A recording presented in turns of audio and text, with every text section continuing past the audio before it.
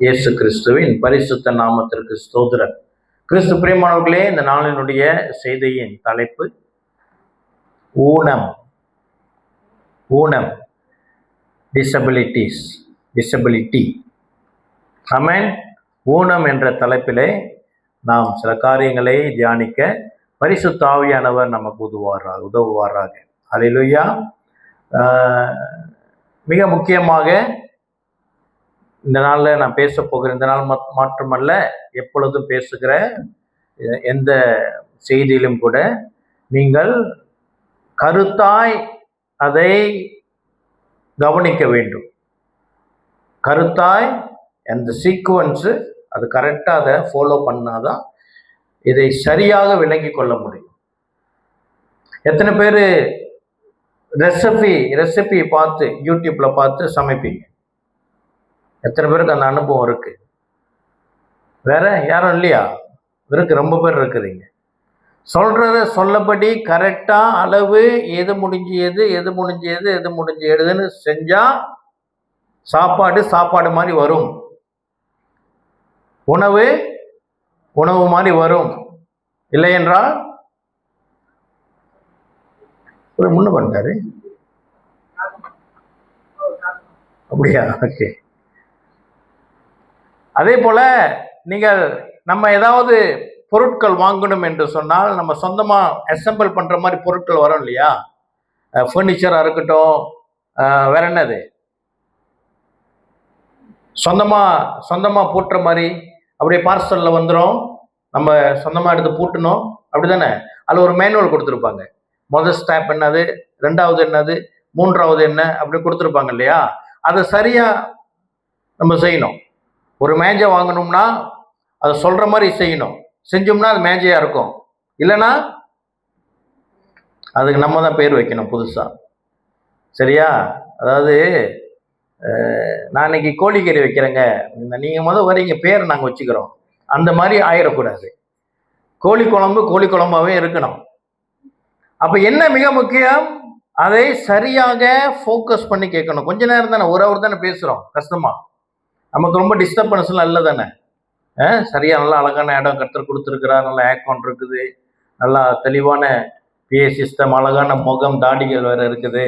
ஆமென், ஹல்லேலூயா. நானும் பார்க்குறேன், நம்ம சர்ச்சில் யாராச்சும் எனக்கு காம்படிட்டிவ் வருவாங்களான்னு யாரும் வர மாட்டேங்குது. ஓகே, ஆணும் வளரணும், அறிவும் வளரணும். ஓகே, ஹல்லேலூயா. கர்த்தர் நல்லவர். ஆமென். ஊனம் என்று சொல்லும் பொழுது அது எதை குறிக்கும் அப்படி என்றால் சரீர பிசிக்கல் டிசபிலிட்டிஸ், சரீரத்தில் இருக்கிற ஊனம். சரியா? என்னென்ன ஊனம் இருக்குது? ஏகப்பட்ட ஊனம் இருக்குது, அப்படித்தானே? இந்த ஊனம் என்பது இரண்டு விதத்திலே ஒரு மனிதனுக்கு வரும். ஒன்று பிறக்கும் பொழுதே வரும், பை பர்த். பிறக்கும் பொழுதே சில குழந்தைகள் ஊனமாக பிறப்பார்கள். ஆமென். நான் ஊனமும் ஊனமுடையவர்களை குறித்து ஒரு கேலியோ அல்லது தவறாகவோ பரியாசமோ பண்ணவில்லை. அது நம்மத்தில் இருக்கிறதை நாம் இந்த நாள்ல சற்று வேற கோணத்திலே கர்த்தர் நம்மோடு கூட பேசுவார்கள். பை பர்த் என்ன இருக்கும்? டிசபிலிட்டிஸ் வரும். என்னென்ன டிசபிலிட்டிஸ் பை பர்த் வரும் அப்படி என்றால், சில பிள்ளைங்களுக்கு கண்ணு தெரியாது, கால் ஊனமா வரும், காது கேட்காது, டவுன் சிண்ட்ரம். சரியா? ஏகப்பட்ட ஊனம் உண்டு. சில பேருக்கு 2 தலை, எல்லாம் இருக்குதானே ஊனம். அல்லது கால் வளர்ச்சி இருக்காது, நடக்கவே முடியாது அவங்க. போலியோ சீக்குன்னு சொல்லுவாங்க இல்லையா? அது இந்தியாவில் ரொம்ப அதிகம். இந்தியாவில் பார்த்தோம்னா எல்லா கிராமத்துலேயும் இருக்கும். எங்களுடைய உறவினரும் ஒருத்தர் அப்படிதான் இருக்கிறாரு இன்னும். சரியா? இன்னொரு ஊனம் எப்படி ஒரு மனிதனுக்கு வரும் என்றால் அக்வயர்ட் டிசபிலிட்டிஸ் அப்படி என்று சொல்லுவாங்க. என்னன்னா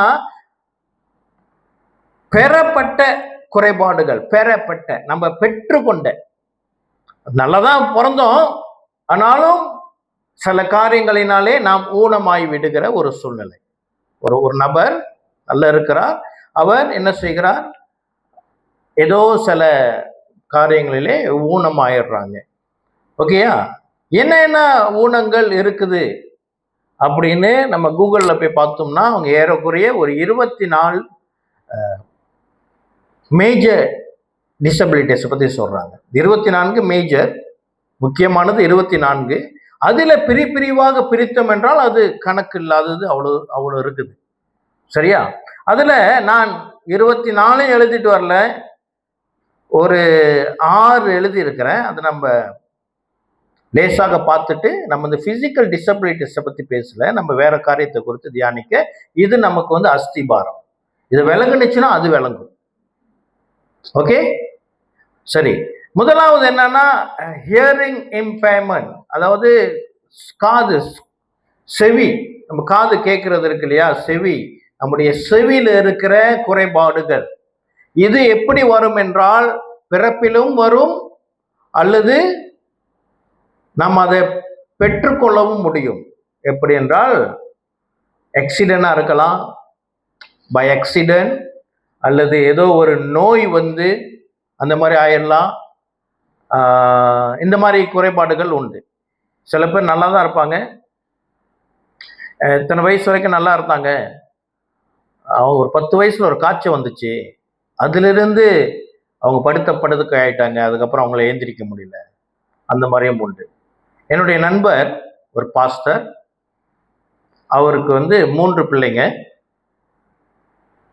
2 பிள்ளைங்க வந்து ஊனம், 2 பிள்ளைங்க ஊனம். அப்போ அன்னைக்கு ஒரு நாள் அவர்கிட்ட ஃபோன்ல பேசி இருக்கும்போது அவர் கதை ரொம்ப துயரமா இருந்துச்சு எனக்கு. என்னன்னா குழந்தை பிறக்கும் பொழுதே ஊனம். அவங்க மனைவி வந்து இந்தியா தேசத்தை சேர்ந்தவர்கள். ஓகே, எப்படியோ அவர் இந்தியாவில் போய் திருமணம் பண்ணிட்டு வந்தாரு. முதல் குழந்தை பிறக்கும் பொழுதே ஊனம். சரி, 2வது குழந்தை பெண் குழந்தை பிறந்தது. பெண் குழந்தை பிறந்த பொழுது நன்றாய் தான் பிறந்தது. அவருடைய மாமியார் இந்தியாவிலிருந்து வந்திருந்தாங்க. எதற்கு? அந்த மகள் குழந்தை பெற்றிருக்கிற பொழுது பார்த்துக்கணும் இல்லையா, குழந்தை பார்த்துக்கணும், குளிப்பாட்டு நல்லா இருக்குல்ல வேலை, அதற்காக அவங்க வந்தாங்க. வந்தப்போ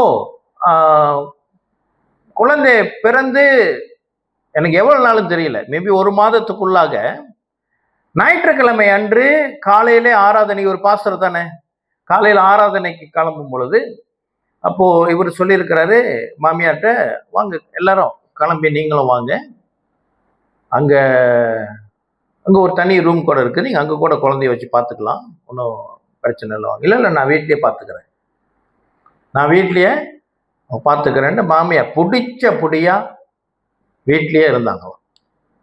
சரியா? அப்போ குழந்தை என்ன செஞ்சிருக்கிறாங்க, அவங்க அந்த நப்கின் கட்டியிருப்பாங்க இல்லையா, கக்கா போயிருக்கிறாங்க. அப்போ இவங்க பாத்ரூம் கழுவ எடுத்த போனவங்க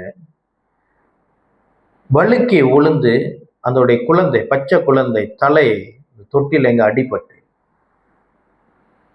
அவங்க அப்படியே இருக்கிறாங்க. இவங்க ஆராதனை முடிச்சு சில ப்ரோக்ராம்லாம் முடிச்சு வர வரைக்கும் அவங்க அப்படியே இருந்திருக்கிறாங்க. அப்புறம் ஹாஸ்பிட்டல் கூட்டிட்டு போனா டாக்டர் சொல்லிட்டாங்க, மன்னிச்சிருங்க, இந்த பிள்ளை ஓகே,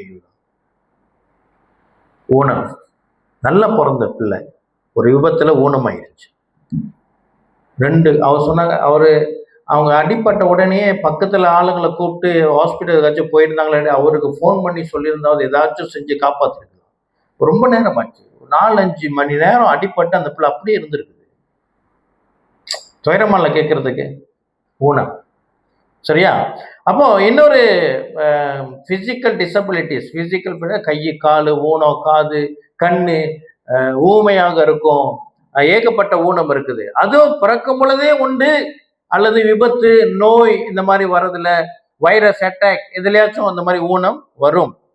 அப்புறம் லேர்னிங் டிசபிலிட்டிஸ்னு இருக்குது. அப்படின்னா கற்றுக்கொள்ளுகிறதுல ஒரு குறைபாடு, அவங்களால கற்றுக்கொள்ள முடியாது. என்னதான் அவங்களுக்கு கற்றுக் கொடுத்தாலும், அவங்க என்ன நல்ல டீச்சர்கிட்ட படித்தாலும் அவங்களால படிக்க முடியாது. அது ஒரு டிசபிலிட்டிஸ். அது வந்து அதை நம்ம சரிப்படுத்தணும், சரிப்படுத்த முடியும், அதுக்கு மெத்தட்ஸ் இருக்குது, என்ஜிஓஸ்லாம் அதுக்காக வேலை செய்கிறாங்க. அதுக்கு ஒரு வார்த்தை சொல்லுவாங்க, என்ன வார்த்தை என்னமோ சொல்லுவாங்க, எனக்கு மறதியாக இருக்குது. இந்த லேர்னிங் ப்ராப்ளம் உள்ள பிள்ளைங்களுக்கு அவங்க கற்றுக் கொடுக்குறாங்க. சரியா? அப்புறம் ஆட்டிசம் இருக்குது. ஆட்டிசம்னா சிறு பிள்ளைகள், அது ஒரு நிலை. அவங்க வந்து ஸ்பெஷல் சில்ட்ரன்லாஸ், அவங்க வந்து வித்தியாசமாக இருப்பாங்க, அவங்களுடைய பிஹேவியர் வேற மாதிரி இருக்கும். அப்புறம் இன்னொன்று இருக்குது, ஏடிஹெச்டி அப்படின்னு ஒரு குறைபாடு உண்டு. ஏடிஹெச்டி வந்து பிறப்பிலும் இருக்கும், அப்புறம் அது வாழ்க்கை முறையிலும் வரும். விசேஷமாக இந்த நாட்களிலே ரொம்ப நல்லாவே ஆச்சு, மொபைல் ஃபோன்னால அநேக பிள்ளைகள் ஏடிஹெச்டி டிசபிலிட்டி ஸ்கூலாக போயிட்டாங்க. ஃபோன் இல்லாமல் இருக்க முடியாது அவங்களால. பார்த்துருக்கீங்க தானே, சில வீடியோஸ் பார்த்துருக்கீங்க, பிள்ளைங்க அப்படியே கையில் ஃபோன் இருக்காது, ஆனால் அப்படியே கையை அப்படி நவுந்துக்கிட்டு இருக்கும். அப்படி ஏடிஹெச்டி மிக ஆபத்தானது. அடிக்டட் டு சம்திங், ஃபோக்கஸ் பண்ண முடியாது அவங்களால. இதெல்லாம் வந்து குறைபாடுகள். அப்புறம் இன்டலெக்சுவல் டிசபிலிட்டிஸ், இந்த மாதிரி 24 டைப் இருக்குது, அதோட பிரிவுகள் அதிகம். ஓகே, இது ஒன்று பிசிக்கல், சரீரபூர்வமாக இருக்கிற குறைபாடுகள், ஊனம். சரியா? இப்ப நம்ம என்ன பார்க்க போகிறோம்? விசுவாசத்தில் இருக்கிற ஊனம். என்ன? டிசபிலிட்டிஸ் இன் ஃபெய்த், விசுவாசத்திலே ஊனம். ஆமென். இந்த தலைப்பு கேட்டு இருக்கிறீங்களா? விசுவாசத்திலே ஊனம். முதல் தடவை கேட்கிறேன். யாரு? ஓகே, அல்லேலூயா. கர்த்தர் நம்மோடு கூட இடைப்படுவாராக. கிறிஸ்து பிரியமானவர்களே, ரோமர் 8:29 சொல்லுகிறது, நமக்கு பரிச்சயமான வசனம். நினைக்கிறேன் நம்முடைய சபைக்கு இது ஒரு டீம் வசனமாக கூட இருக்கிறது சிறப்பு. நம்முடைய குமாரன் அநேக சகோதரருக்குள்ளே முதற் பேரானவராய் இருக்கும் பொருட்டு தேவன் எவர்களை முன்குறித்தாரோ அவர்களை தமது குமாரனுடைய சாயலுக்கு ஒப்பாயிருப்பதற்கு முன்குறித்திருக்கிறார். அல்லேலூயா. கிறிஸ்து பிரியமானவர்களே, நாம் நம்முடைய அழைப்பு என்ன? நாம் கிறிஸ்துவை போல மாற வேண்டும். அதான் நம்முடைய அழைப்பு. ஆமென். அப்ப இயேசு கிறிஸ்துவை போல மாற வேண்டும் என்றால், இயேசு கிறிஸ்து குறையற்றவராய் இருந்தார், ஊனமற்றவராய் இருந்தார். ஏனென்றால் அவர் பஸ்கா ஆடாக பலியிடப்பட்டார். அல்லேலூயா. அவர் பஸ்கா ஆடாக பலியிடப்பட்டார். ரோமர் 8:29. ஓகேயா? பஸ்கா ஆடு பலியிடப்பட வேண்டும் என்றால் அதோடைய சரீரத்தில் எந்தவித குறைபாடும் இருக்கக்கூடாது. ஒரு சின்ன கீறலோ, எந்த ஒரு குறைபாடும், எந்த ஒரு ஊனமும் இருக்கக்கூடாது. சரியா? ஆக இயேசு கிறிஸ்து பஸ்கா ஆடாக பலியானார். முழு உலகத்தின் பாவத்திற்காக அவர் பலியானார். அப்படி என்றால் அவர் பூரண புருஷன். Jesus was perfect. அப்ப இயேசுவை போல நம்ம அழைக்கப்பட வேண்டும் என்றால் நம்ம எப்படி இருக்கணுமா? அவர் ரூபமா மாற்றப்படுகிறோம் என்றால் என்ன? நம்மிடமும் என்ன இருக்கக்கூடாது? குறைபாடுகள் இருக்கக்கூடாது, ஊனம் இருக்கக்கூடாது. இங்க சொல்லப்படுகிற ஊனம் சரீர ஊனம் அல்ல, விசுவாச ஊனம். ஏன்னா சரீரத்திலே ஊனம் உள்ளவர்கள் அவர்களும் இயேசுவை போல மாற முடியும், அவர்களும் ரட்சிக்க முடியும். ஹல்லேலூயா. ஆமென். அப்படி இருக்க இங்க இயேசுவை போல உருமாற்றம் அடையும் என்று சொல்லுவது சரீரபூர்வமாக அல்ல, அதுக்கு ஒரு காலம் நியமிக்கப்பட்டிருக்கிறது.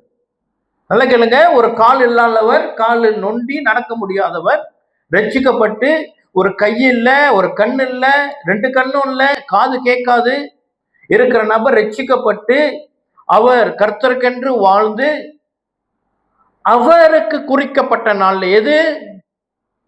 கர்த்தராகிய இயேசு வானத்திலே தோன்றும் பொழுது, ஒருவேளை அவர் மரித்திருந்தால் அவர் முதலாவது எழுந்திருப்பார், அல்லது கர்த்தருடைய வருகையில் அவர் சபையில் இருந்தால் அவரும் எடுத்துக்கொள்ளப்படுவார். இப்பொழுது அவருக்கு குறைபாடுகள்லாம் போய் மகிமையின் சரீரம் கொடுக்கப்படும்.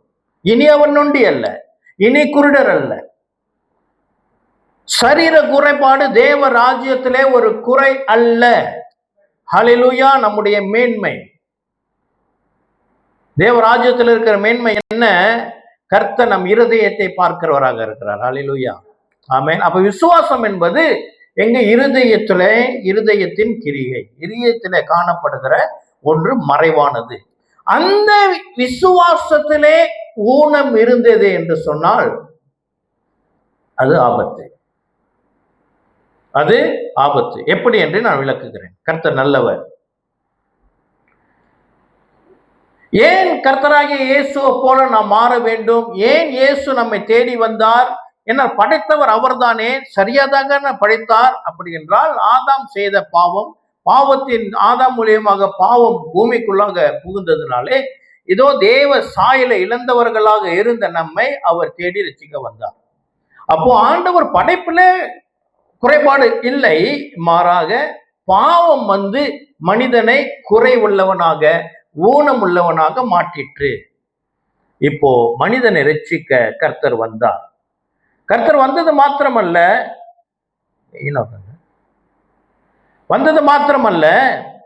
என்ன? அவர் சாயலாகவும் மாற்றுகிறார். அவரை சாயலாக மாற்றுவதற்கு அவர் கையாளுகிற ஒரு முக்கியமான ஒரு கருவி என்னவென்றால் விசுவாசம். விசுவாசத்துல தான் நாம் ஆண்டவராக இயேசு கிறிஸ்துவை போல மாறுகிறோம். ஹல்லேலூயா. சரி, இப்போ இந்த ஊனம் என்ற காரியத்தை நாம் விளங்கி கொள்ள வேண்டும் என்றால் வேதத்திலே நமக்கு கொடுக்கப்பட்ட அழைப்பு, இன்னொரு அழைப்பும் உண்டு. ஒன்று, நாம் இயேசு கிறிஸ்துவை போல் மாற வேண்டும், அதுதான் பிரதானம். அது கீழே பிரான்ச் அவுட் பண்ணும் பொழுது நமக்கு இன்னும் 2 அழைப்புகள் வேதம் நமக்கு கொடுத்திருக்கிறது. என்ன அந்த அழைப்பு என்றால் வெளிப்படுத்தின விசேஷம் 1:6. Revelation chapter 1 verse 6. வெளிப்படுத்தின விசேஷம் 1வது அதிகாரம் 6வது வசனம்.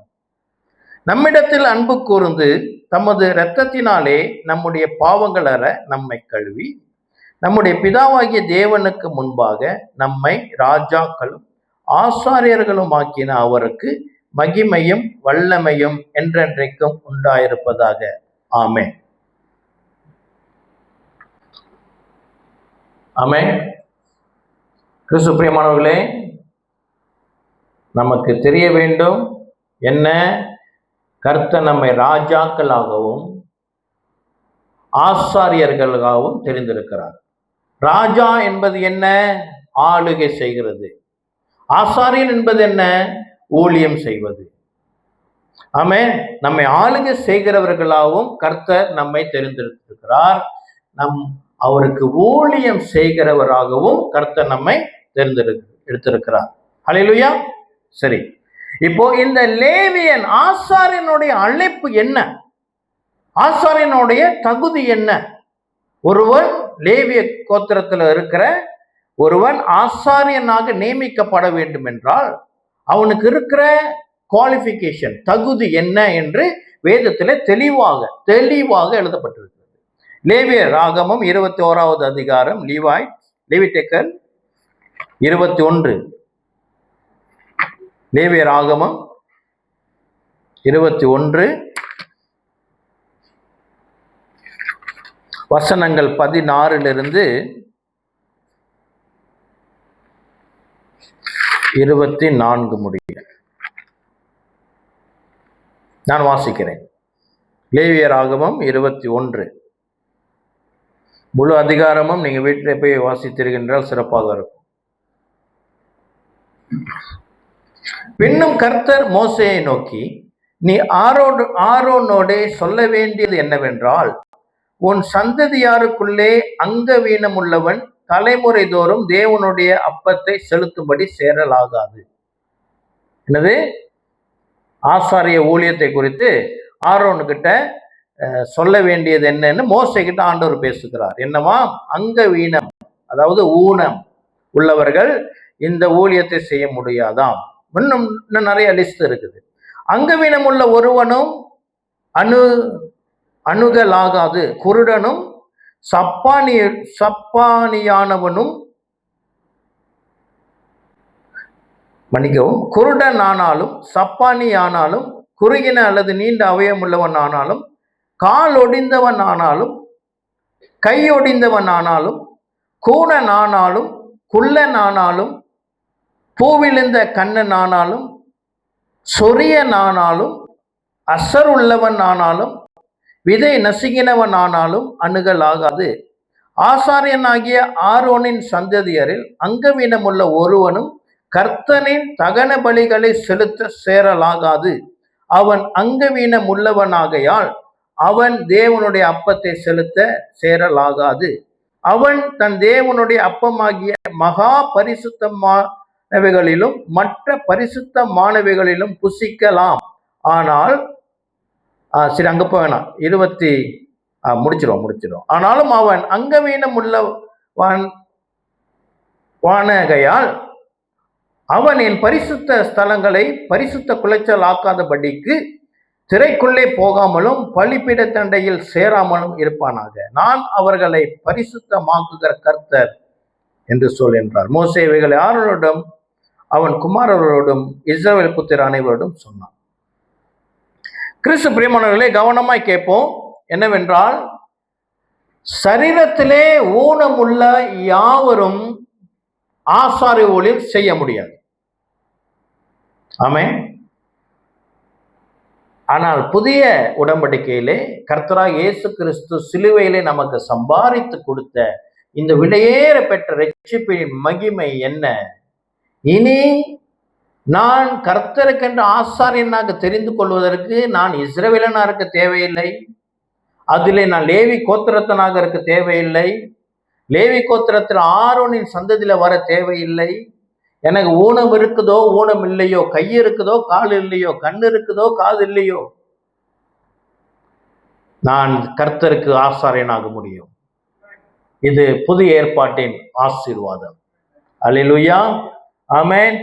இது கர்த்தர் நமக்கு ஆசீர்வாதமாய் கொடுத்திருக்கிறார். ஆமென். அதுதான் கர்த்தருடைய வல்லமை, கர்த்தருடைய அன்பு, கர்த்தருடைய கிருபை. அதுதான் கர்த்தருடைய ரட்சிப்பின் திட்டம். இதை நமக்கு கொடுப்பதற்கு தான் கர்த்தர் இஸ்ரவேல் தேசத்தை உருவாக்கினார். இஸ்ரவேல் தேசம் அவ்வளவு சரித்திரங்களை கடந்து வந்ததும் பாடுகளை கடந்து வந்ததும் இன்று நானும் நீங்களும் பெற்றிருக்கிற இந்த ரட்சிப்பை நமக்கு சரியாய் பத்திரமாய் அழகாய் நேர்த்தியாய் கிரமமாய் கொடுப்பதற்கு கர்த்தர் இஸ்ரவேலை பயன்படுத்தினார். அது மறுக்க முடியாத உண்மை. அதனால் இயேசு கிறிஸ்து சொல்லுகிறார், ரட்சிப்பு யூதரிடமிருந்து வருகிறது. அல்லேலூயா. ஆக நாம் இஸ்ரவேலருக்கு நன்றி உள்ளவர்களாக இருக்க வேண்டும். சரி, இப்போ நான் என்ன சொன்னேன்? விசுவாசம் ஊனமடைய முடியும். விசுவாசம் ஊனமடைய முடியும். கிறிஸ்து பிரியமானவர்களே, நாம் ரட்சிக்கப்படும் பொழுது, நல்லா கேட்போம், நம்ம ரட்சிக்கப்படும் பொழுது நம்ம எல்லாரும் ஆசாரியர் என்ற ஸ்டேட்டஸை பெற்றுவிட்டோம். அல்லேலூயா. ரட்சிக்கப்படும் பொழுது, அதாவது முதல்ல சொன்னேன், இந்த ஊனம் என்பது 2 வகைப்படும். ஒன்று பிறப்பின் வழியாக வரும், அல்லது பிறந்த பிறகு ஏதேனும் சில விபத்து இந்த மாதிரில ஊனம் வரும். ஆனா பை பர்த் நம்முடைய மறுபடியும் பிறந்தமே இல்லையா, அது பரிசுத்தமான பிறப்பு. அதுல நமக்கு ஊனம் இல்லை. நம்முடைய விசுவாசம் பெர்ஃபெக்ட். ஆகையினாலே நம்ம மறுபடியும் பிறந்த உடனேயே, நம்ம ரட்சிக்கப்பட்ட உடனே நமக்கு என்ன கிடைக்கிறது? என்ன கிடைக்கிறது? ஆசாரிய ஸ்தானம் நமக்கு கிடைக்கிறது. சரி, இப்போ ஒரு ஆசாரியன் ஆரோனின் சந்ததியில வருகிற ஒரு ஆசாரியனாக நியமிக்கப்பட்டு விட்டான். he was qualified. எல்லா தகுதியும் அவனுக்கு உண்டு. அவன் என்ன செய்கிறான்? சமூகத்தை அப்பத்தை அந்த பலியிடுகிற வேலை செய்கிறான். திரைக்குள்ளாக போக முடிகிறது, கர்த்தருக்கு பலி செலுத்த முடிகிறது, எல்லாம் செய்கிறான். திடீரென்று ஒரு விபத்து, அவனுடைய கால் துண்டிக்கப்பட்டு விட்டது. இப்ப அந்த ஊழியம் செய்ய முடியுமா? முடியுமா? முடியாது. அதே போல கிறிஸ்து பிரியமானவர்களே, நம்முடைய மறுபடியும் பிறக்கும் பொழுது நமக்குள்ளாக விசுவாசத்தை தொடக்கின இயேசு கிறிஸ்து பூரண விசுவாசத்தை நமக்குள்ளாக வைத்து நம்மை என்னவாக்கியிருக்கிறாரு? ஆசாரியனாக ஆக்கியிருக்கிறார். ஆனால் விசுவாச பயணத்திலே ஒருவேளை நம்முடைய விசுவாசம் ஊனம் ஆயிற்றோ, நம்ம அந்த தகுதியை இழந்து விடுவோம். அந்த தகுதியை இழந்து விடுவோம். ஆக நாம் இன்னும் அதை ஆழமாக தியானிக்க போகிறோம். அது மிக ஆபத்து. மிக ஊனம் தானே, வெளியே தெரியல. விசுவாசம் ஊனமாச்சுன்னா வெளியே தெரியுமா? தெரியாது. மற்ற சரீரத்துல என்ன ஊனமானாலும் வெளியே தெரிஞ்சிடும். விசுவாசத்தை ஊனம் வெளியே தெரியாது. அப்படி நம்ம அதை அலட்சியப்படுத்த முடியாது. மிக முக்கியம். நம்ம இன்னும் தொடர்ச்சி அதை பார்ப்போம். கர்த்தர் இடைப்படுவாராக.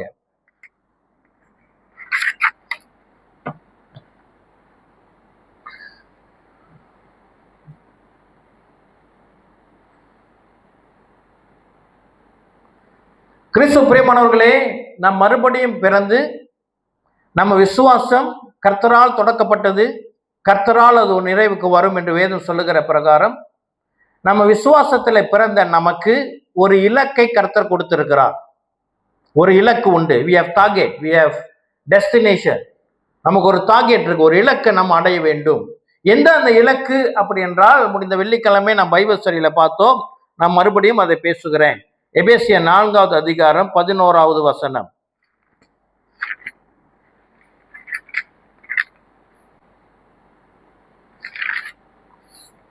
எபேசியர் 4:11.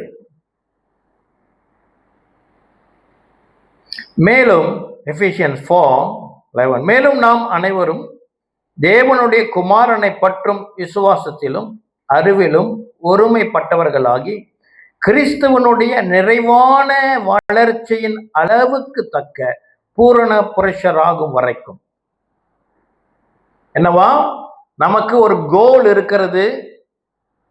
என்ன அந்த கோல்?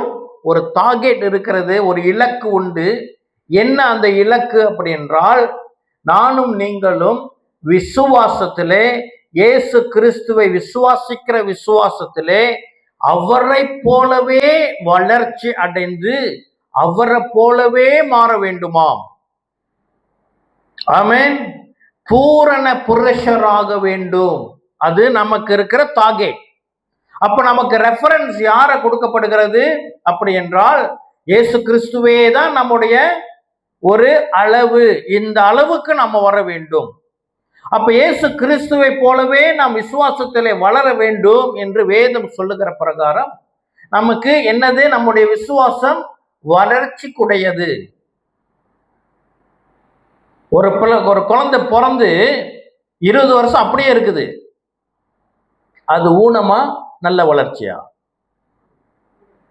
ஆமென். அப்ப நல்ல பிறந்த பிள்ளை வளரலனா அது ஊனமாய் மாறும்.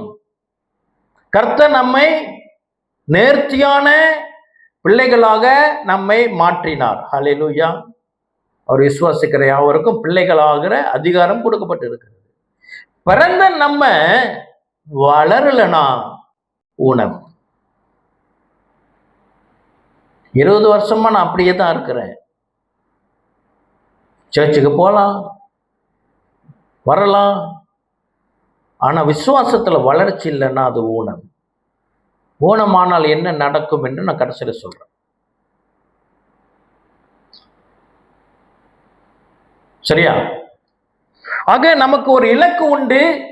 இந்த விசுவாசமானது நம்ம எங்கு கொண்டு செல்ல வேண்டும் என்றால், நாம் கர்த்தரை போல நாம் உருமாற்றம் அடைய, பூரண புருஷனாக மாற இந்த விசுவாசத்தின் வளர்ச்சி நமக்குள்ளாக இருக்க வேண்டும்.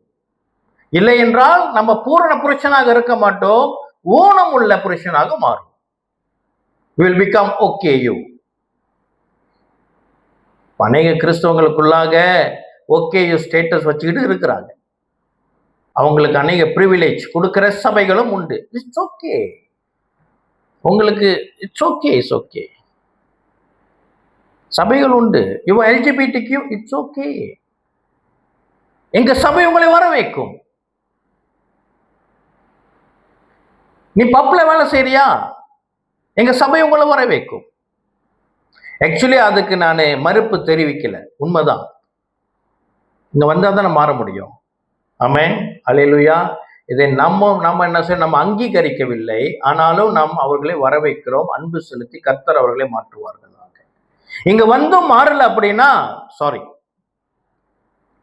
ஆமென். அப்ப நீங்க எப்படி வேணுமாலும் இருந்துக்கலாங்க. நீங்க சபைக்கு வந்துருங்க, தசமமாக கொடுத்துருங்க அப்படின்னா அது ஓகே, யூ ஸ்டேட்டஸ். அது மட்டும்தான். அதோடைய விளைவு ஆபத்து. ஆமென். இன்னும் நம்ம மேலாக பார்ப்போம். கிறிஸ்து பெருமானவர்களே, இப்போ இந்த அக்வயர் டிசபிலிட்டிஸ் இருக்கு இல்லையா, பெற்றுக்கொள்ளுகிற பெறப்பட்ட குறைபாடுகள் எதனாலே வரும்?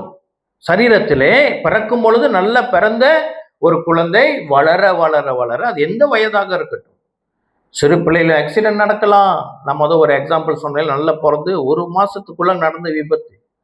அந்த பிள்ளை இப்போ அவங்க வளர்ந்துட்டாங்கல்ல, இப்போ 20-30 வயசு இருக்கும் நேரம்.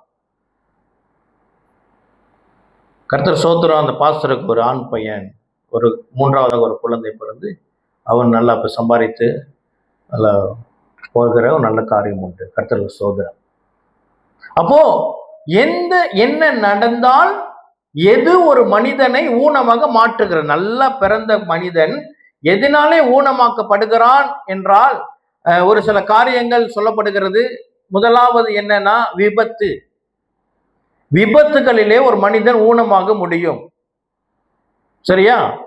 அப்போ நம்ம இதை எதை ரெஃபர் பண்றோம்? சரீர குறைபாடுகள் எப்படி நன்மையா பிறந்த குழந்தைக்கு எப்படி வரும், எப்படி ஒரு நல்ல மனிதன் ஊனமாக மாறுவான் என்ற இந்த சரீரபூர்வமான இருக்கிற பாயிண்ட்ஸ் எடுத்து நம்ம இப்ப இந்த ஆவிக்குரிய நிலையிலே நாம் அப்ளை பண்ணி அங்க ஸ்டடி பண்ண போகிறோம்.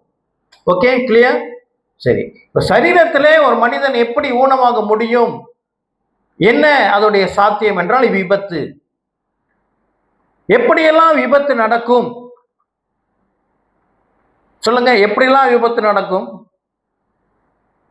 வாகனத்துல போறோம் இல்லையா, விபத்து நடக்கிறதுக்கு ஒரு காரணம் என்ன? வாகனத்தை வேகமாக செலுத்துறது. வாகனம் வேகமா செலுத்தினால் விபத்து வருமா? சொல்லுங்க. வேகமா வாகனத்தை செலுத்தினா விபத்து வரும்னு சொன்னா, இன்னைக்கு நான் இங்க நிக்க முடியாது, பிரதர் அங்க நிக்க முடியாது, பாஸ்டர் அங்க நிக்க முடியாது, நீங்க நிக்க முடியாது, இங்க ரொம்ப பேர் நிக்க முடியாது. அப்படித்தானே? ஒரு காலத்துல ஓட்டணும்யா வண்டி அப்படி பறக்கும். சரிதானே பிரதர்? சில பேர் வண்டி இப்பயும் பறக்குது, நான் அதை பத்தி சொல்லல. வேகமா வாகனத்தை ஓட்டினால் விபத்து வரும். அது முழுக்க உண்மை அல்ல. ஆமென். ஆனால் விபத்து வரும். எப்படி என்றால், வாகனத்தை ஓட்ட பழகின புதுசு, இப்பதான் 2 நாள் ஆச்சுங்க, அவங்க வண்டியை வேகமா ஓட்டுனாங்கன்னா கண்டிப்பா விபத்து வரும். கிறிஸ்து பிரியமானவர்களே, விசுவாசத்திலும் we can apply this. விசுவாசத்துல வந்த நம்ம சற்று ஸ்டெடியா தான் நம்முடைய விசுவாசத்துல பயணிக்க வேண்டும். எடுத்தோம் கவுத்தோன்னு கொக்கோ கோலா மாதிரி எடுத்தோம் குளிக்கிட்டு விட்டா தெரிக்குமே. ஸ்டெடி, ஸ்லோ அண்ட் ஸ்டெடி வாங்க, ஒன்றும் அவசரம் இல்லை. கர்த்தருக்குள்ள வளருங்க. என்னங்க 1 வருஷமாச்சு சேர்ச்சுக்கு வந்து பிரசங்கமே கொடுக்க மாட்டீங்க. ஸ்லோ, மெதுவா போகணும். வேகமா போக முடியுமா? முடியும். விசுவாசம் வளர்ச்சி, அனுபவம், கர்த்தர் நடத்துவார் ஒரு காலம். அதே நேரத்துல நான் முழுக்க நம்புறது என்ன தெரியுமா? வேகமா போறவங்களால ஆக்சிடென்ட் நடக்காது, மெதுவா போறவங்களால தான் ஆக்சிடென்ட் நடக்கும். அது கிஃப்ட் வச்சிருக்கிற மலேசியால ரொம்ப பேர் இருக்கிறாங்க. மெதுவா ஓட்டுறதுக்குன்னு கிஃப்ட் வேணும்யா. அவங்களோட கண்ணு முன்னுக்கு தான். அவங்கள பொறுத்த வரைக்கும் அந்த அந்த ஹைவேல அவங்க மட்டும்தான் போறாங்க.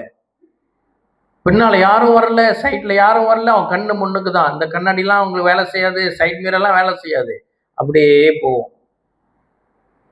அது எப்போ போகும்னா, நம்ம என்னைக்கு அவசரமா ஒரு இடத்துக்கு போறோமோ அப்பதான் முன்னுக்கு ஒரு வண்டி உருட்டிக்கிட்டு போயிட்டு இருக்கும். உண்மைதானே நான் சொல்றது? விசுவாசத்துல வேகமா போக வேண்டிய இடத்துல வேகமா போகணும், மெதுவா போக அந்த இடத்துல மெதுவா போகணும். ஆமென். சரி, அது வாகனம், அது வாகனம். இப்போ விசுவாசம் எப்ப தொடங்கினது? கர்த்தர் இந்த விசுவாசத்தை நமக்கு 2000 வருடத்துக்கு முன்பதாக கொடுத்தார். ஓகே, இப்ப அந்த காலத்துக்கு போவோம். சிலுவையில தானே நமக்கு ரட்சிப்பை கொடுத்தார். அந்த காலத்துல வாகனம் இல்லையே. காடு இருந்துச்சா? இல்ல. மோட்டார் பைக் இல்ல. அப்ப ஜனங்கள், அநேக ஜனங்கள் எப்படி பயணிச்சிருப்பாங்க? நடந்துதான் போயிருந்தாங்க. நடக்கும் பொழுது ஆக்சிடென்ட் வரும். அப்ப நடக்கும் பொழுது நமக்கு விபத்து வரக்கூடாது என்றால் அதை எப்படி தவிர்ப்பது என்று வேதம் அழகான ஒரு ஆலோசனை கொடுக்கிறது. நடக்கும் பொழுது நமக்கு விபத்து வரக்கூடாதாம். என்னென்ன விபத்து? நடக்கும்போது என்னென்ன விபத்து வரலாம்? தடிக்கு விழலாம். அப்புறம்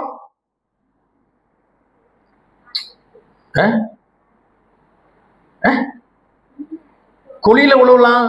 தடிக்கு விழுறது, குழியில விழுறது. அது இப்ப இந்த நாட்கள் ரொம்ப தாராளமா பார்க்க முடியுது. அப்படியே போனை பார்த்துக்கிட்டு எங்கேயாச்சும் விழுவுறது, லொங்காங்கில் விழுவுறது.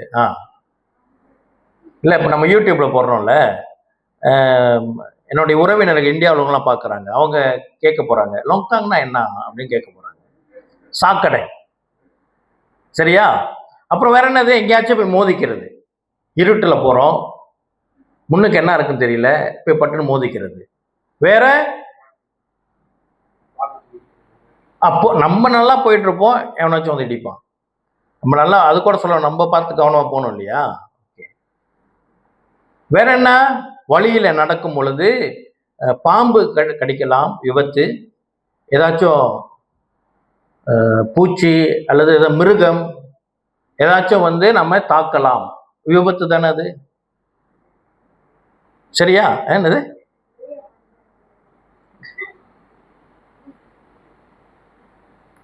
குழம்பிட போறாரு என் பையன். சரியா? இப்போ பாதை நமக்கு சரியா இருக்கணும். அதுக்கு வேதம் அழகான ஒரு ஆலோசனை சொல்லுகிறது. சங்கீதம் 119, சங்கீதம் 119 105வது வசனம்.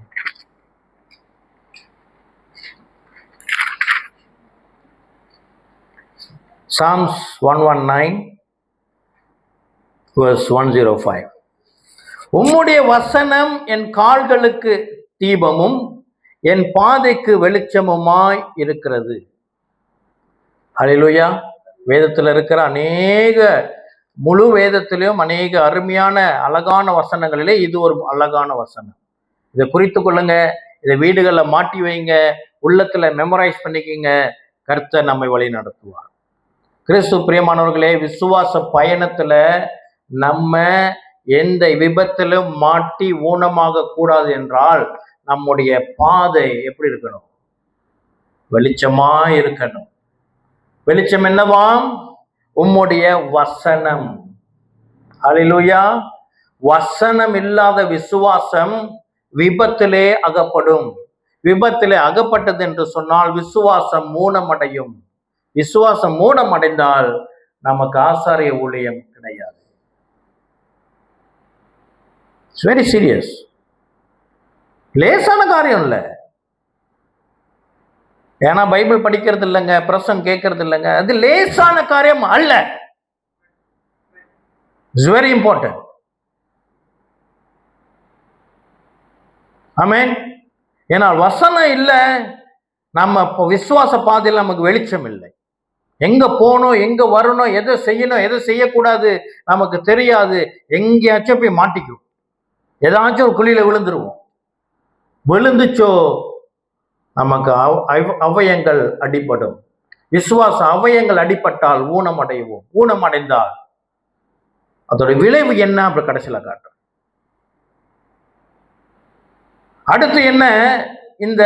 இது வசனம். அதாவது நமக்கு விபத்து நடக்கக்கூடாதுன்னா நமக்கு மிக முக்கியம் என்னது? வசனம், வார்த்தை இருக்கணும். வார்த்தை நமக்கு வெளிச்சம். அப்ப இந்த வார்த்தை நமக்கு எப்படி வர வேண்டும்? இன்னொரு வசனம் இருக்கிறது, நீதிமொழிகள் 3வது அதிகாரம். நீதிமொழிகள் 3, Proverbs chapter 3, வசனம் 5, 6.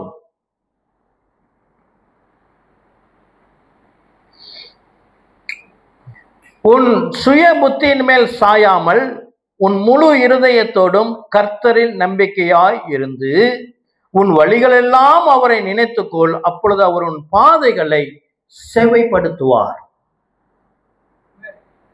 என்னவா? சுய புத்தியில நீங்க நிக்காதீங்க அப்படின்னு வசனம் நமக்கு சொல்லுகிறது, எனக்கும் சேர்த்து சொல்லுகிறது. கிறிஸ்து பிரியமானவர்களே, விசுவாசத்திலே எனக்கு இது புரியுதுங்க, நான் இதை எப்படி விளங்கி கொள்றேன், எனக்கு இப்படிதான் இதை நான் ஏற்றுக்கொள்கிறேன் என்று இல்லை. சுய புத்தி இருந்தால் நாம் என்ன பண்ண செய்வோம்? அடிபடுவோம். இப்போ நான் சமீபத்தில் இந்த பக்கேசோ சொக்சோ இவங்க ஒரு டீம் வந்து நமக்கு ஒரு நாள் ஒரு வாய்ப்பு கிடைச்சிச்சு. அதில் பேசி கொண்டு இருக்கும் பொழுது என்னுடைய நண்பர் இன்னொரு பாஸ்டர் சொன்னார், அவருடைய அனுபவத்தை சொன்னார். என்னவென்றால், இப்போ சொக்சோட கவரேஜ் என்ன? வேலைக்கு போகும் பொழுதோ அல்லது வேலை முடிந்து வரும் பொழுதோ வேலை இடத்திலோ ஏதேனும் விபத்து நடந்தால் இவர்கள் நமக்கு வாழ்நாள் முழுவதும் நமக்கு என்ன அடிபட்டிருக்குதோ அதை கம்பன்சேஷன் கொடுப்பாங்க. சரியா? இப்போ வேலைக்கு போகிற பாதை, ஒரு இடத்துல வீடு இருக்குது, சற்று தொலைவிலே தொழிற்சாலை உண்டு. அப்ப அந்த வேலைக்கு செல்லுகிற இடமான அந்த பாதை சற்று தூரம், வச்சுக்கோமா ஒரு 25 நிமிடம் பிடிக்கும் என்று சொல்லி, அது வந்து சரியான பாதை. ரோட்ல போயிட்டு டிராஃபிக் லைட் இருக்கும், அப்படி வளைஞ்சி அப்படி போய் அங்கே ஷார்ட்கட் இருக்கும். ஷார்ட்கட்ல போனோம்னா ஒரு 10 நிமிஷம் சேவ் பண்ணலாம், 15 நிமிஷத்துல சேர்ந்துடலாம். இந்த 15 நிமிஷத்துல போற பாதையில அடிபட்டுச்சு என்றால் சொக்சோ கவரேஜ் கொடுக்காது. அவர் என்ன சொல்லுவார்களாம், உனக்கு இதுதான பாதை, நீ ஏன் இதுல போவாம இதுல போன? அண்டர்ஸ்டாண்ட்? கர்த்தர் நம்மோடு பேசுவாராங்க.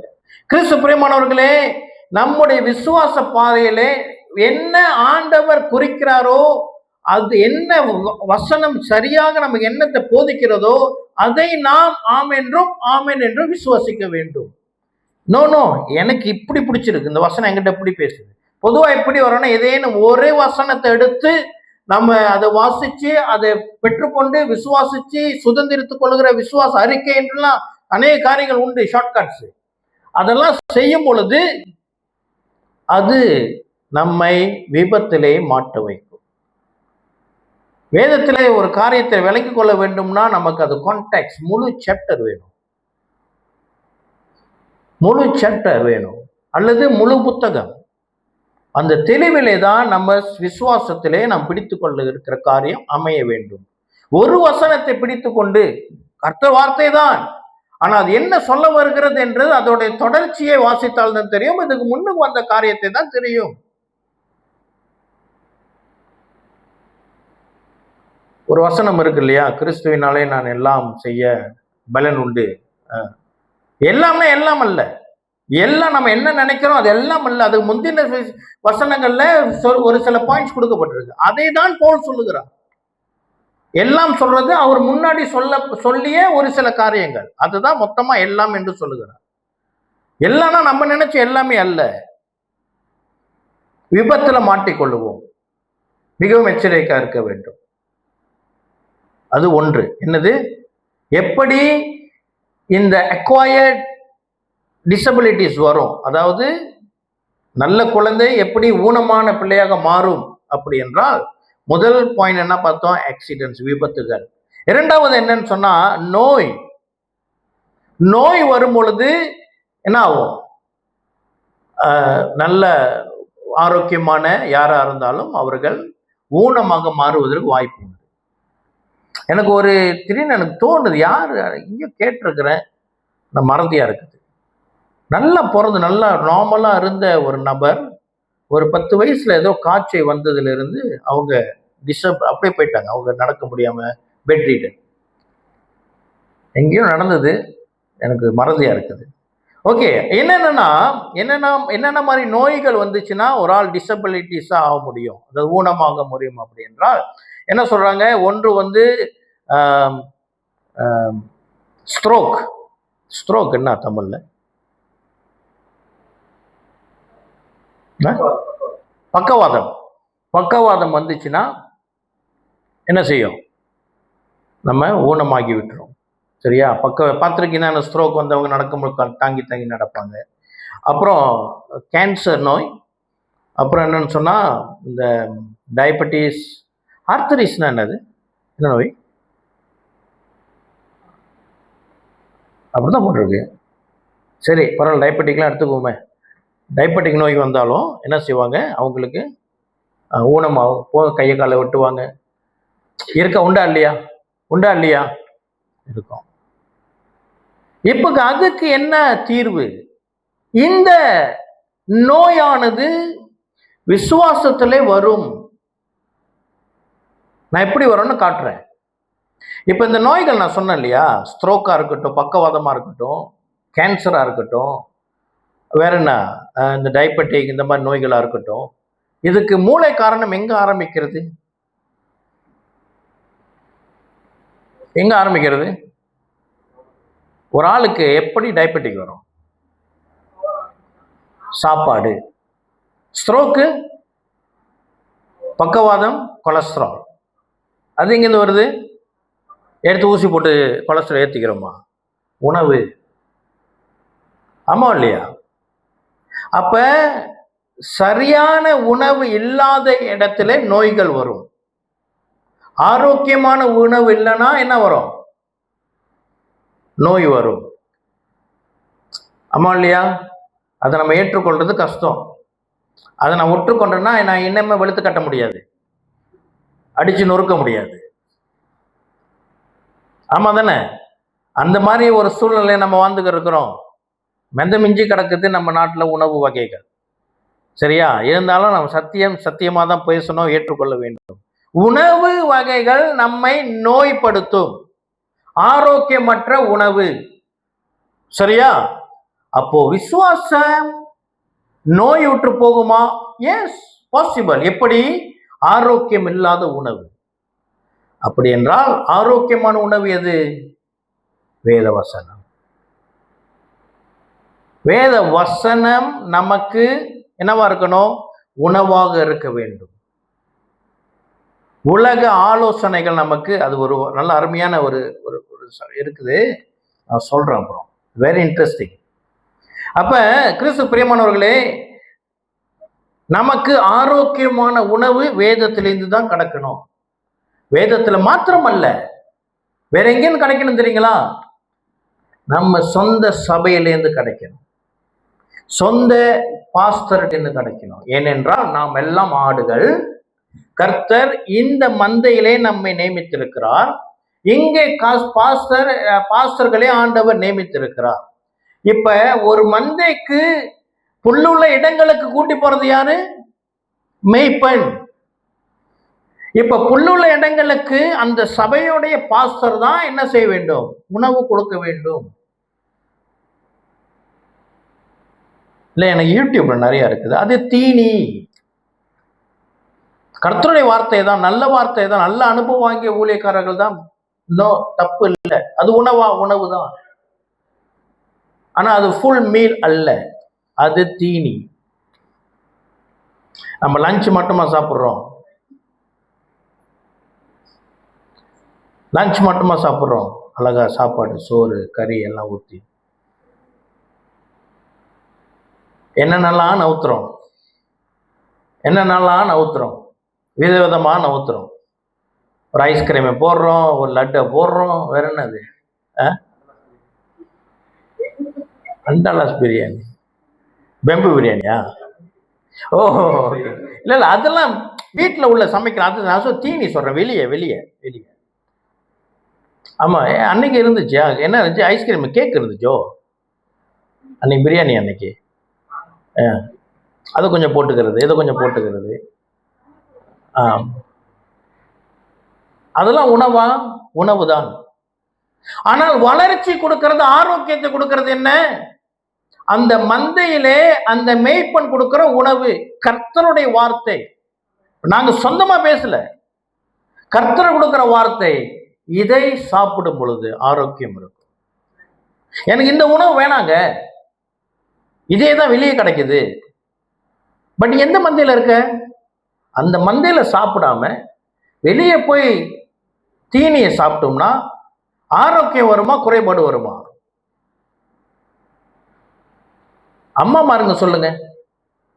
பிள்ளைங்க நீங்க சமைக்கிற சாப்பாடை சாப்பிடல, டெய்லி பர்கரு, மேகி, எப்படி இருக்கும் பிள்ளைங்க? அப்ப நோஞ்சானா தான் கிடக்கும். உண்மைதானே நான் சொல்றது? உண்மையா இல்லையா? தாய்மார்கள் இருக்கிறீங்க, உண்மையா இல்லையா சொல்றது? பிரயாசப்பட்டு சமைக்கிறீங்க. எதுக்கு சமைக்கிறீங்க? உலகத்திலேயே சிறப்பான சுவையான உணவு எதுனா அம்மாவுடைய உணவுன்னு ஆராய்ச்சி சொல்லுகிறது. ஏன்? அவர்கள் சமைக்கிறது அவருடைய அன்பை அதில் விதைக்கிறார்களாம். ஆகினாலே உணவு சிறப்பா இருக்குது. எல்லாருக்கும் சொந்த அம்மாவோட உணவு தான் best. Mom is the best chef. அப்படிதானே? அது உண்மை. வெளியில என்னதான் உணவு கிடைச்சாலும் அது நமக்கு ஆரோக்கியத்தை கொடுக்காது. we may feel கொஞ்சம் நல்லா இருக்கும், கொஞ்சம் வித்தியாசமா இருந்துச்சு அன்னைக்கு, அவ்வளவுதான். கர்த்தர் நம்மை ஆடுகளாக நியமிச்சிருக்கிறார், அதுதான் உண்மை. கர்த்தர் தான் சபையில சேர்த்தார். இன்னைக்கு நம்ம யாருமே நம்ம விருப்பப்பட்டு சபையில வந்து சேரல. ரட்சிக்கப்படுகளை கர்த்தர் அனிதனமும் சபையில சேர்த்து வந்தார். ஆக கர்த்தர் நியமித்த சபையிலே கர்த்தருடைய வார்த்தை பெற்றுக்கொள்ளும் ஆரோக்கியம் வரும். இந்த ஆரோக்கியம் நம்மை ஊனமாக்காது. ஹல்லேலூயா, மிக முக்கியம். ஆமென்.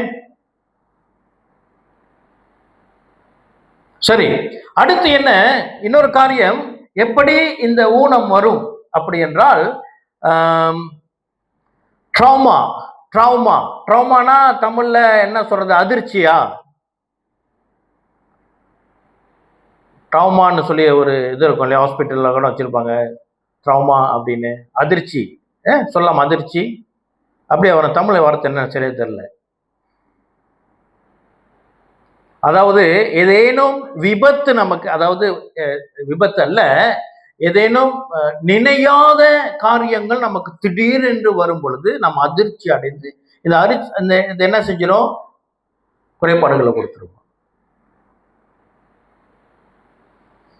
ஒருத்தவங்க நான் இந்தியாவில் கேள்விப்பட்டது, அவங்க ஒரு மாதிரி கொஞ்சம் மனநிலை பாதிக்கப்பட்டாங்க, கொஞ்சம் மென்டல் ஆகிட்டாங்க. என்ன காரணம்னா, அவங்க ஏதோ ஒரு காரியத்தை பார்த்தாங்களாம், ஏதோ என்னன்னு தெரியல, ஏதோ ஒன்று பார்த்ததுக்கு அதிர்ச்சியில் அவங்க அப்படியே ஒரு மாதிரி மென்டல் ஆகிட்டாங்க.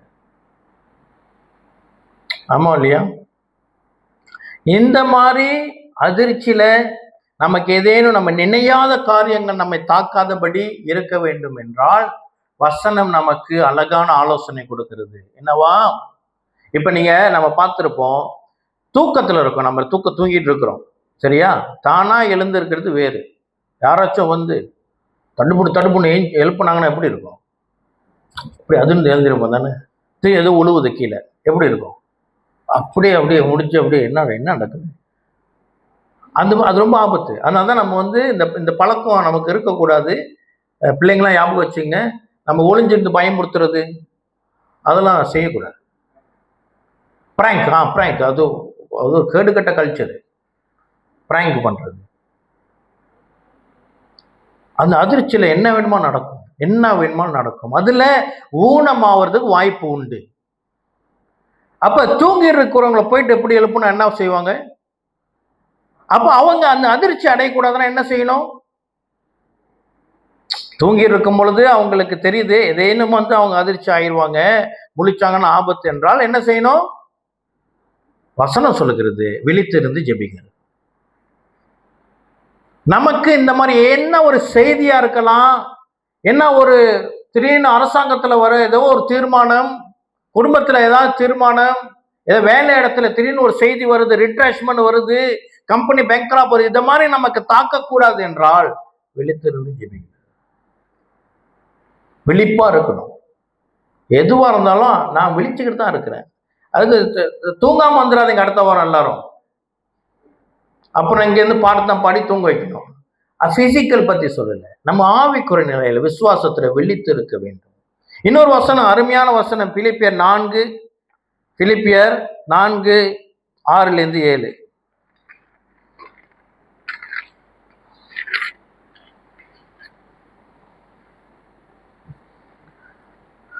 பிலிப்பியர் 4:6-7. நீங்கள் ஒன்றுக்கும் கவலைப்படாமல் எல்லாவற்றையும் குறித்து உங்கள் விண்ணப்பங்களை ஸ்தோத்திரத்தோட கூடிய ஜெபத்தினாலும் வேண்டுதலினாலும் தேவனுக்கு தெரியப்படுத்துங்கள். அப்பொழுது எல்லா புத்திக்கும் மேலான தேவ சமாதானம் உங்கள் இருதயங்களையும் உங்கள் சிந்தைகளையும் கிறிஸ்து இயேசுக்குள்ளாக காத்து கொள்ளும். இந்த வேர்ட் பாருங்க, ரொம்ப முக்கியம். உங்களை காத்து கொள்ளும். என்னது? விழித்திருந்து ஜெபிக்கிறது. எல்லா விண்ணப்பங்களையும் கர்த்தருக்கு நேராக ஏறிருக்கிறது. என்னன்னா, நம்ம எதையும் வச்சுக்க வேணாங்க. நம்ம கிட்ட இருந்தாதான் அந்த பேர்டன் நம்மை உறுத்தி கொண்டு இருக்கும், நம்மளை சாக அடிக்கும். அதை அப்படியே ஆண்டவர்கிட்ட கொடுத்துரும். ஆண்டவரே, இது உங்களுடையது, நீங்க தானே அழைச்சிங்க, நீங்க தானே என்ன அழைச்சிங்க, நான் உங்களை தேடி. வசனம் சொல்றது, நம்ம தேடி போல கர்த்தர் நம்ம தேடி வந்தாராம். அப்போ அவர்கிட்டே கொடுத்துருவோம்.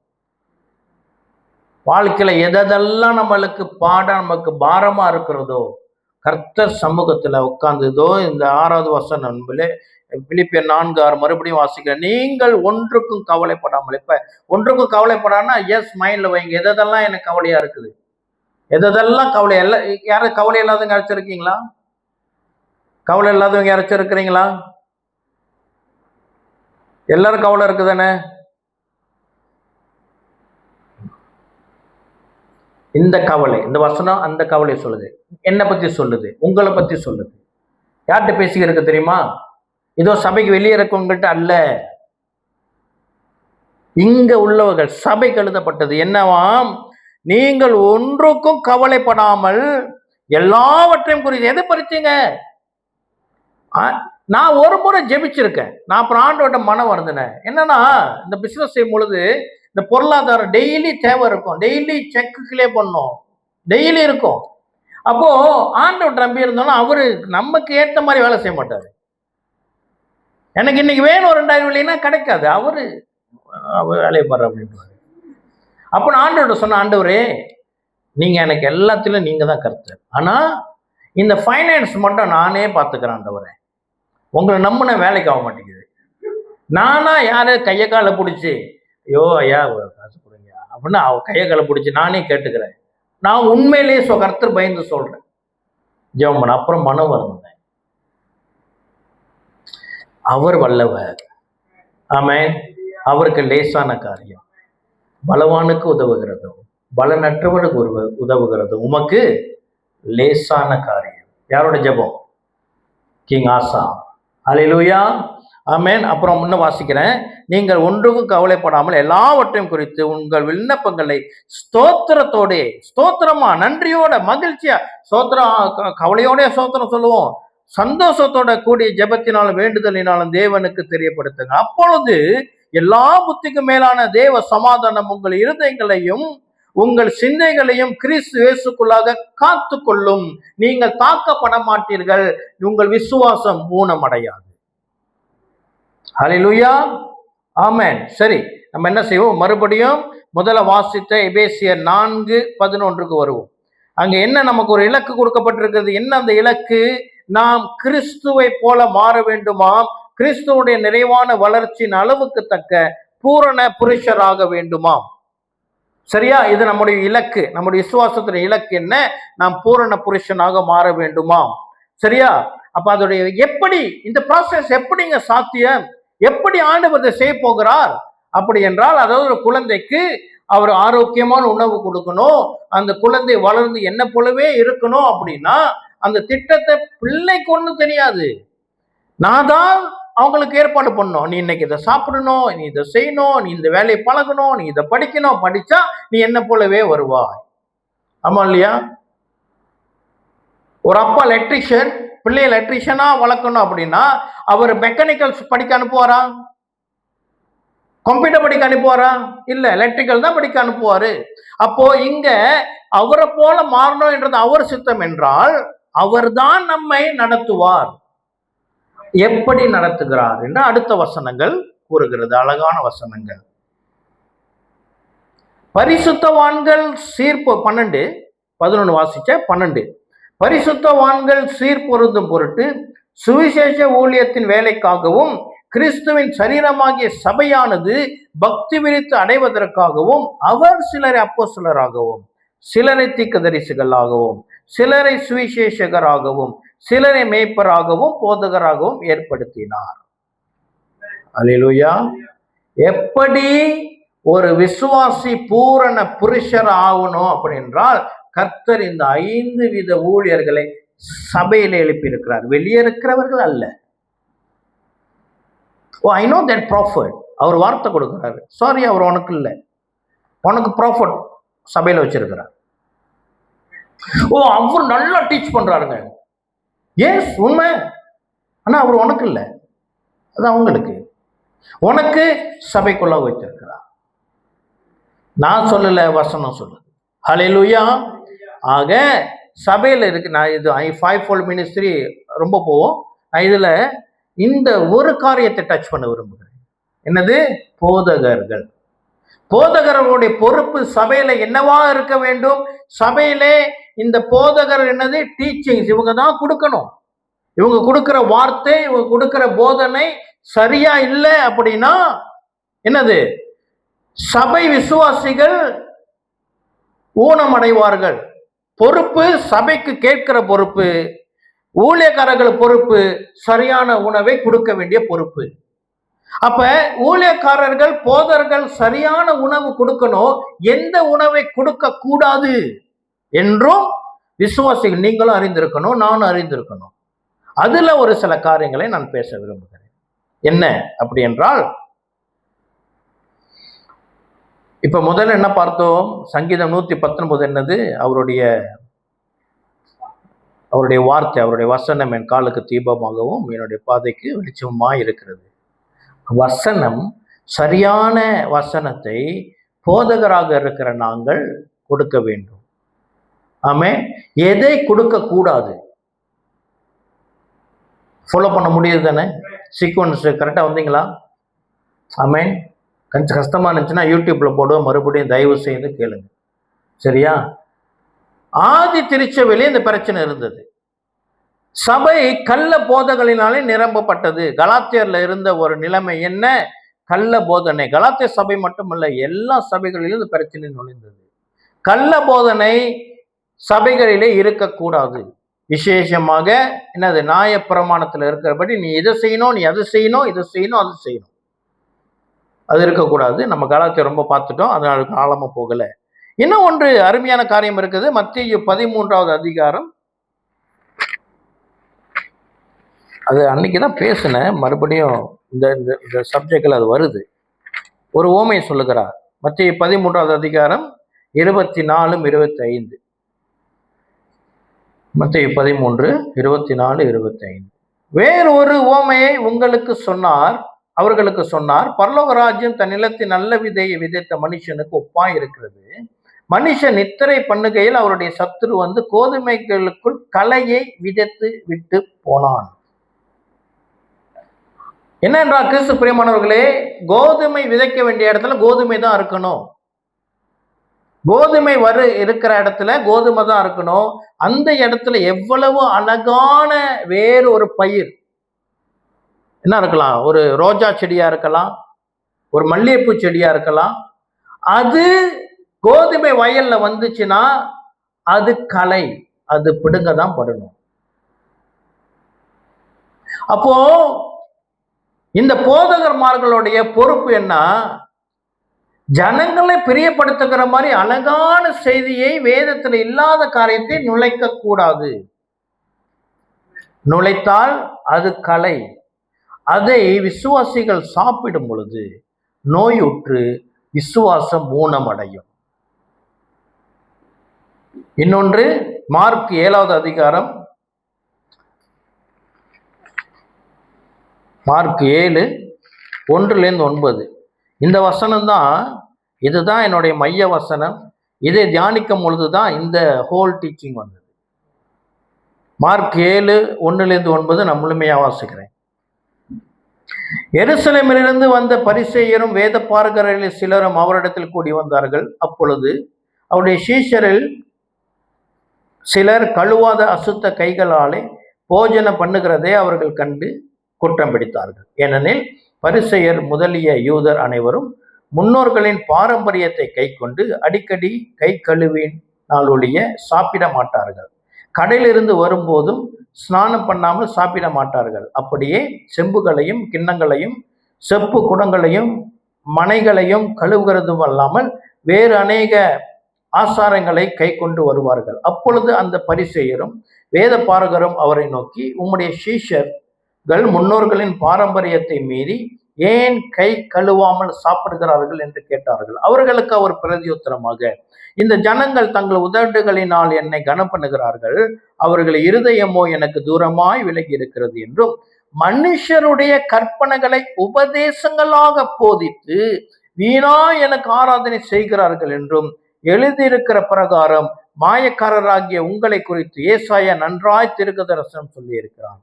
நீங்கள் தேவனுடைய கட்டளையை தள்ளிவிட்டு மனுஷருடைய பாரம்பரியத்தை கை கொண்டு வருகிறவர்களாய் கிண்ணங்களையும் செம்புகளையும் கழுவுகிறீர்கள் மற்றும் இப்படிப்பட்ட அநேக சடங்குகளையும் அனுசரித்து வருகிறீர்கள் என்றார்.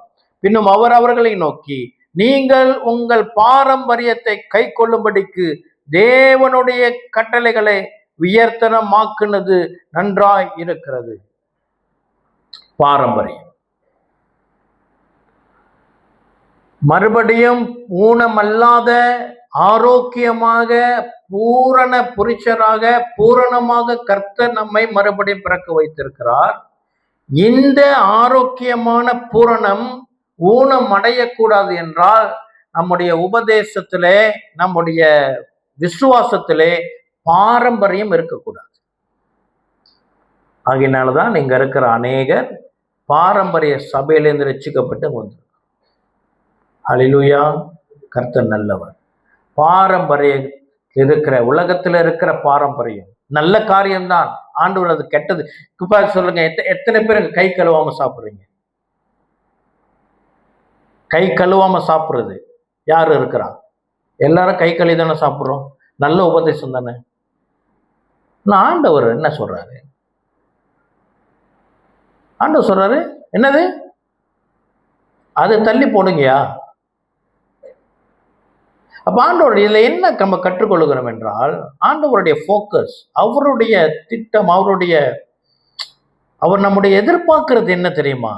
ஊனமற்ற விசுவாசம். ஹல்லேலூயா, ஆமென். சரி, நான் இன்னும் கொஞ்சம் வேகமா போறேன். அப்புறம் என்னன்னு சொன்னா, வேத வசனத்தில் நம்ம இணைந்திருக்க வேண்டும். முதல் வாசிட்டோம், ப்ரோவர்ப்ஸ் 3:5-6. என்னது? சொந்த அண்டர்ஸ்டாண்டிங் இருக்கக்கூடாது. ஹல்லேலூயா. ஓகே, இப்ப ஒரு முக்கியமான இடத்துக்கு வரணும். கிறிஸ்து பிரியமானவர்களே,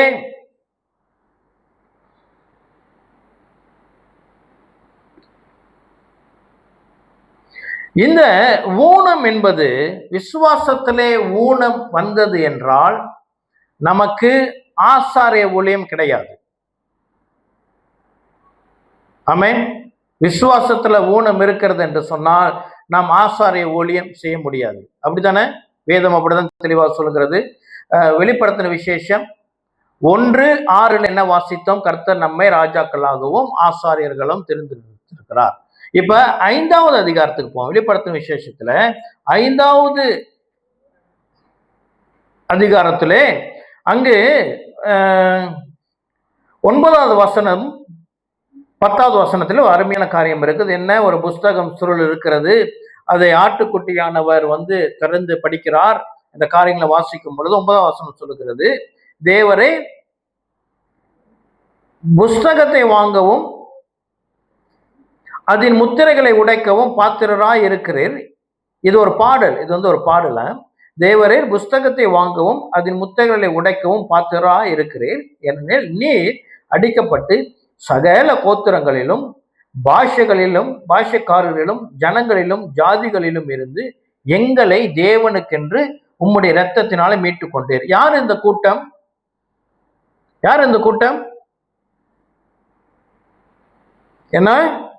சகல கோத்திரங்களிலும் பாஷைக்காரரிலும் ஜனங்களிலும் ஜாதிகளிலும் இருந்து எங்களை தேவனுக்கென்று உம்முடைய இரத்தத்தினாலே மீட்டு கொண்டீர். யாரு?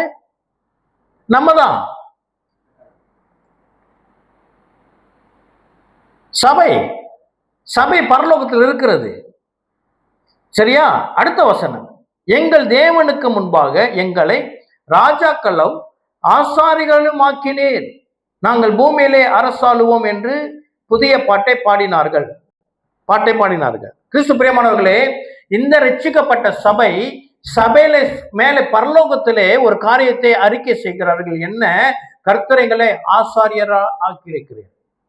அப்போ பரலோகத்தில் இருக்கிற சபையில இருக்கிற அந்த விசுவாசிகள் எப்படியாப்பட்டவர்களாக இருக்கிறார்கள்?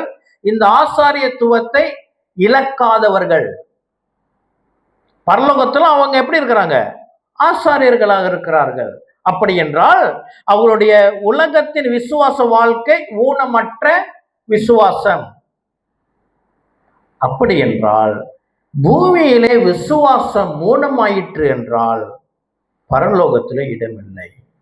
ஏன்னா பரலோகம் விசுவாசிகளை எப்படி அங்கீகரிக்கிறது? ஆசாரியர்களாக அங்கீகரிக்கிறது.